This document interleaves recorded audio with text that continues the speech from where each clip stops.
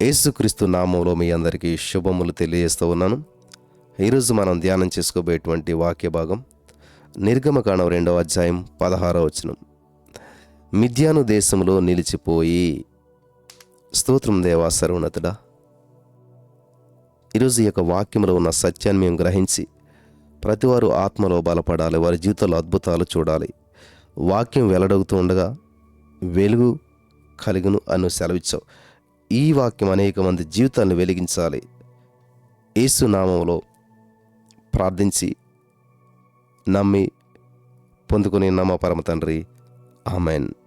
ప్రియులారా, గమనించాలి, మిద్యాను దేశంలో నిలిచిపోయాను.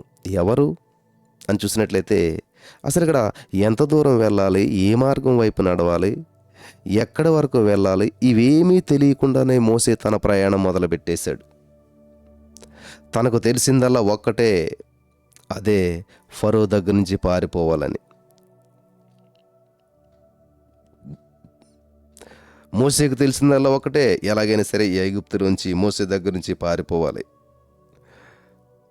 ఆ మోసే మీదకు ముంచుకొస్తున్నటువంటి ప్రమాదం నుంచి దూరంగా వెళ్ళిపోయి తనను తాను ఎలాగైనా రక్షించుకోవాలి అనేటువంటి ఆలోచనతో మాత్రమే ఉన్నాడు. అందుకే మిద్యాను దేశంలో నిలిచేంత వరకు తన ప్రయాణం ఆపలేదు. ఐగుప్తు నుండి మిద్యానుకు సుమారు 600 కిలోమీటర్లు ఉంటుంది. వింటున్నారా? ఐగుప్తు నుండి, ఈజిప్ట్ నుంచి మిద్యానుకు 600 కిలోమీటర్లు ఉండొచ్చు. అంటే కనీసం మోసేకు మిద్యాను దేశం చేరుకోవడానికి మరి అప్పటి రోజుల్లో ఖచ్చితంగా 20-30 రోజులు, దగ్గరగా 20 నుంచి 30, అంటే 1 మంత్, 1 నెల రోజులు సమయం పట్టుండొచ్చు. ఇన్ని రోజులు ప్రయాణం చేయడానికి అతనికి కావలసిన ఆహారం మరి సంపాదించుకోవాలి కదా. ఆహారం పొందుకోవడానికి మోసే తన దగ్గర ఉన్నదంతా కూడా ఖర్చు పెట్టి ఉంటాడు. రాజకుమారునిగా పెరిగినటువంటి మోసే తన వద్ద ఉన్న విలువైన వస్తువులన్నింటినీ ఖర్చు పెట్టేంత వరకు కూడా ఈ ప్రయాణం చేస్తుంటాడు. బహుశా మోసే తన శక్తిని అంతటినీ ఖర్చు చేసి తాను చేరుకోగలిగినటువంటి చివరి గమ్యస్థానమైనటువంటి మిద్యాను వరకు ప్రయాణం చేస్తుంటాడు. ఇంకా మిద్యానును దాటి ముందుకు సాగలేనటువంటి నిస్సహాయ స్థితికి బహుశా మోసే వచ్చుంటాడు. శక్తి, డబ్బులు అన్నీ అయిపోయి ఉంటాయి. ఇంకా ఎటు వెళ్ళలేనటువంటి పరిస్థితిలో మోసే ఆ మిద్యాను దేశంలో నిలిచిపోయాడు.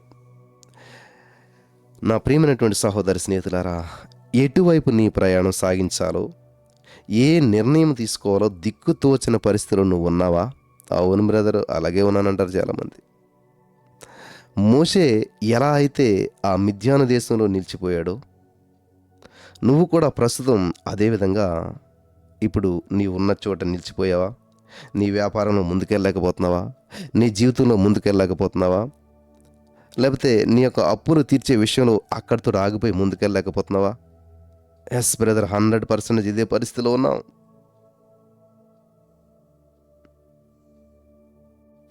నీవున్న చోట్లోనే నిలిచిపోయావా? దిక్కుతోచిన పరిస్థితులు ఆగిపోయావా? ప్రయాణం ఎటువైపు సాగించాలో, ఏ నిర్ణయం తీసుకోవాలో ఆ దిక్కు తోచక, ఎటు తోచక, ఏం చేయాలో, ముందుకి వెనక్కి వెళ్ళలేని పరిస్థితిలో అక్కడ నిలబడిపోయావా? నీ అభివృద్ధి అంతా ఆగిపోయిందా? నీ ఆత్మీయత అంతా కూడా అక్కడే నిలిచిపోయినట్టు అనిపిస్తూ ఉందా? అయితే ఈరోజు నేసే నీతో మాట్లాడుతున్నాడు నా ప్రియమైనటువంటి సహోదరి స్నేహితులరా. ఒకప్పటి నీ పరిస్థితి వేరు, ఇప్పుడు నువ్వు ప్రయాణం చేస్తున్న మార్గం వేరు.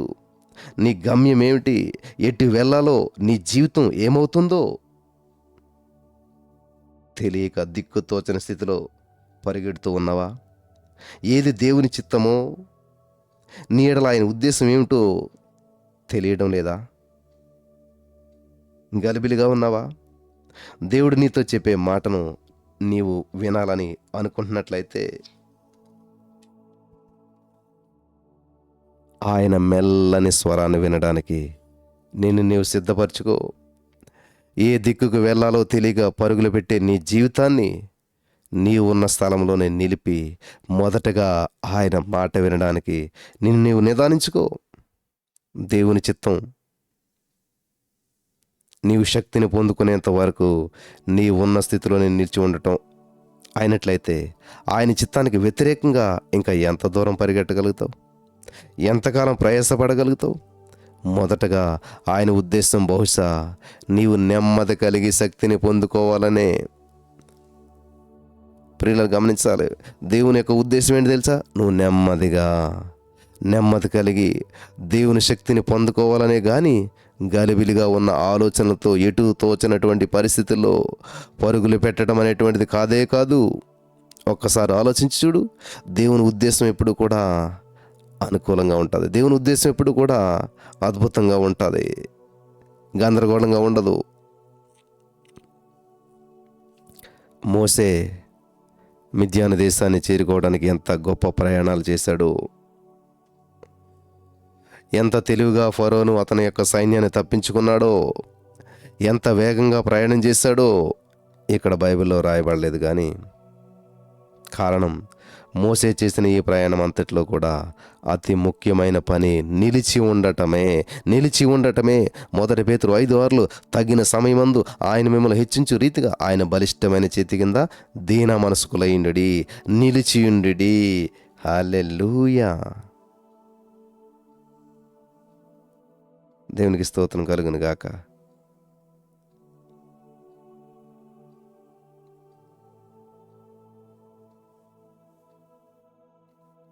మోసే చేసిన అతి ముఖ్యమైన పని నిలిచి ఉండటం, తన పరుగును ఆపి నిదానించి ఉండటమే. తన దగ్గర ఉన్న సమస్తాన్ని వేయపరుచుకున్నాక, ఖర్చు పెట్టుకున్నాక, అంతా అయిపోయాక, కానీ బహుశా మోసే ఈ ప్రయాణం ఆపి ఉండలేదేమో, తన దగ్గరదంతా అయిపోయాక. అప్పుడు అలాగే ఈరోజున మీలో కూడా చాలామంది మీ నిర్ణయాలన్నీ తీసుకుని విఫలమైపోయాక, నష్టమైపోయాక, ముందుకెళ్ళైన పరిస్థితిలో, మీ చేతిలో ఉన్నది అయిపోయాక, మీ చేతిలో ఉన్న అయిపోయాక, మీ సమస్తం కోల్పోయాక, అన్ని దారులు మూసుకుపోయాక అప్పుడు దేవుని దగ్గర వచ్చే వాళ్ళు చాలామంది ఉన్నారు.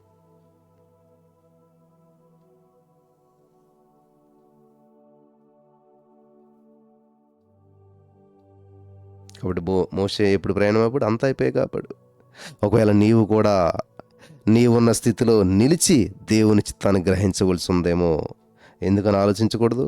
బహుశా ఇప్పుడు నీవున్నటువంటి ఈ స్థితికి రావడానికి నీవు కూడా నీ దగ్గర ఉన్న, నీవు ఖర్చు చేయగలిగినంత, నీ సమయాన్ని అంతటినీ ఇప్పటికే చెల్లించి ఉంటే మరెందుకని ఒకసారి నిలిచి శక్తిని పొందుకునేంత వరకు, దేవుని చిత్తం నీ అందు ఏమైనదని చెప్పి తెలుసుకునేంత వరకు ఆయన సన్నిధిలో మౌనంగా ప్రశాంతంగా నిలిచి ఉండటానికి ప్రయత్నించకూడదు? ఆగి ఆలోచించు, దేవుని సన్నిధిలో కనిపెట్టు. నీ యొక్క శక్తి సామర్థ్యాలంతను ఉపయోగించి విఫలమైపోయేవేమో ప్రయత్నాలు చేసి అయితే ఆగి ఆలోచించు, దేవుని సన్నిధిలో కనిపెట్టు. ఖచ్చితంగా దేవుడు నీ పట్ల ఒక ఉన్నతమైన ప్రణాళికను కలిగి ఉన్నాడు. దేవుని ఉద్దేశాలు ఎప్పుడు కూడా బహు ఉన్నతమైనటువంటివి. బ్రదర్, ఈరోజు చెప్పిన వాక్యం అంతా నాతోటే.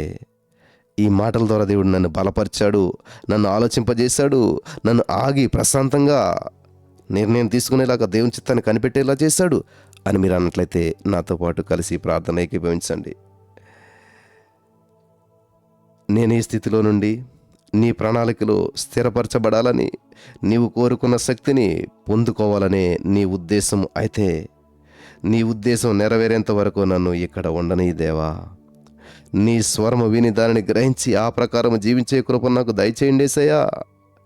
నీ శక్తిని నేను పొందుకునేంత వరకు, నీ మాటలను నేను వినేంత వరకు, నీ చిత్తము నా యందు బయలుపడేంత వరకు నేను నిలిచి నీ చిత్తానుసారంగా ముందుకు సాగే కృప నాకు దయచేసినందుకు నీకు వందనాలు. Thank you Jesus.